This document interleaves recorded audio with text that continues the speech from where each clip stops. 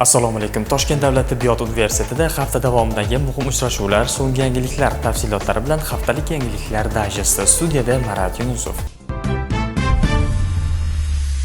Toshkent davlat tibbiyot universiteti va Privolsk ilmiy tadqiqot tibbiyot universiteti o'rtasida uchrashuv bo'lib o'tdi.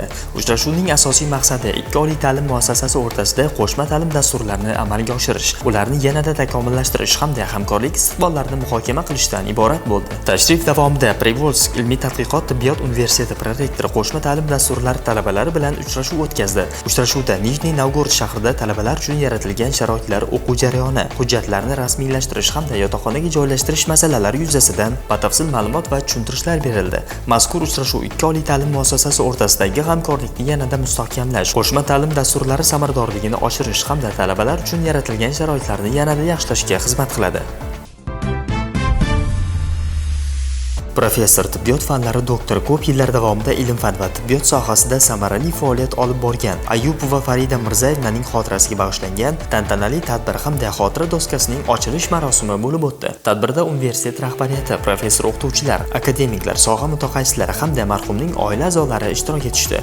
Tadbir davomida mehmonlar tomonidan professor Ayupova Farida Mirzayevnaning ilmiy pedagogik faoliyati, tibbiyot rivojiga qo'shgan ulkan hissasi, ko'plab shogirdlar tayyorlagan yetuk ustoz sifatidagi xizmatlari e'tirof etildi.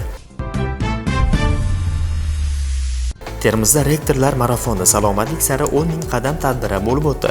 Termiz davlat tibbiyot universitetida o'tkazilgan o'quv amaliy seminar va sport haftaligi doirasida sog'lom hayot uchun 10 ming qadam shiori ostida ommaviy yurish marafoni tashkil etildi. Oliy ta'lim, fan va innovatsiyalar vaziri Ko'ngratboy Sharipov boshchiligidagi o'tkazilgan ushbu marafonda respublikamizdagi oliy ta'lim muassasalari rahbarlari, professor o'qituvchilari, tadqiqotchilar, talabalar ishtirok etishdi. Rektor va talabalar uchrashuvi Termizda ochiq muloqot bo'lib o'tdi. Toshkent davlat tibbiyot universiteti rektori professor Shuhrat Boymurodov Termizdagi tashrifi doirasida filial talaba yoshlari bilan uchrashuv o'tkazdi. Muloqot davomida talabalar o'z savol va takliflari bilan faol ishtirok etishdi. Rektor tomonidan zamonaviy ta'lim, ilmiy izlanishlar va startap loyihalarini qo'llab-quvvatlash masalalari yuzasidan ma'lumot berildi. Uchrashuv samimiy ruhda o'tib, yoshlarning faolligi va tashabbuskorligini yanada oshirishga xizmat qildi. Toshkent davlat tibbiyot universitetida xalqaro reabilitatsiya tashkiloti rahbari bilan uchrashuv bo'lib o'tdi.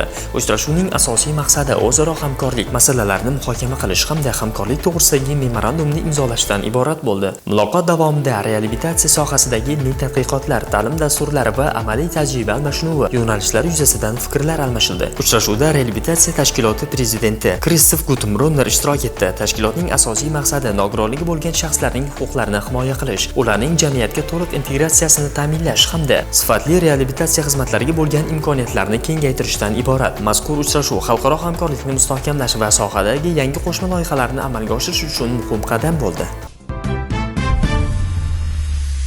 Toshkent davlat tibbiyot universitetida Fransiyaning Psixomotor reabilitatsiya instituti rahbariyati bilan uchrashuv bo'lib o'tdi. Uchrashuvdan ko'zlangan asosiy maqsad ikki tomonlama hamkorlik istiqbollarini muhokama qilishdan iborat bo'ldi. Muloqot davomida ta'lim, ilmiy tadqiqotlar va amaliy tibbiyot yo'nalishlarida o'zaro tajriba almashish masalalari ko'rib chiqildi. Fransiya tomonidan uchrashuvda institut direktori Gerard Erman ishtirok etdi. Mazkur uchrashuv ikki tomon o'rtasidagi hamkorlikni yanada mustahkamlash va yangi qo'shma loyihalarni yo'lga qo'yishda muhim qadam bo'ldi.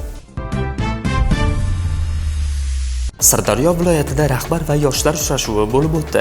Ushbu uchrashuv davlatimiz rahbarining yoshlar bilan ochiq muloqotni tizimli yo'lga qo'yish bo'yicha bergan topshiriqlari ijrosi doirasida tashkil etildi. Tadbirda Sirdaryo viloyat hokimining yoshlar siyosati, ijtimoiy rivojlantirish va ma'naviy-ma'rifiy ishlar bo'yicha o'rinbosari Otabek Mavlonberdiyev, Toshkent davlat tibbiyot universiteti rektori Shuhrat Boymurodov, Sirdaryo viloyat sog'liqni saqlash boshqarmasi boshlig'i Vohid Xudoyqulov, karyera va bandlik markazi mas'ullari hamda universitetda tahsil olayotgan sirdaryolik bitiruvchi talaba yoshlar ishtirok etishdi. Uchrashuv davomida yoshlarning taklif va tashabbuslari tinglanib, ularning bandligini ta'minlash, ta'lim sifati hamda kelajakdagi kasbiy rivojlanishiga oid masalalar muhokama qilindi. Shuningdek, uchrashuv doirasida mehnat yarmarkasi ham tashkil etildi. Unda turli tashkilot va muassasalar tomonidan mavjud bo'sh ish o'rinlari taqdim etilib, bitiruvchi yoshlarning ish bilan ta'minlanishiga ko'maklashildi. Toshkent davlat tibbiyot universitetida hafta davomidagi bo'lib o'tgan muhim yangilik va xabarlar tafsilotlari mana shulardan iborat edi. Bizni kuzatishda davom eting.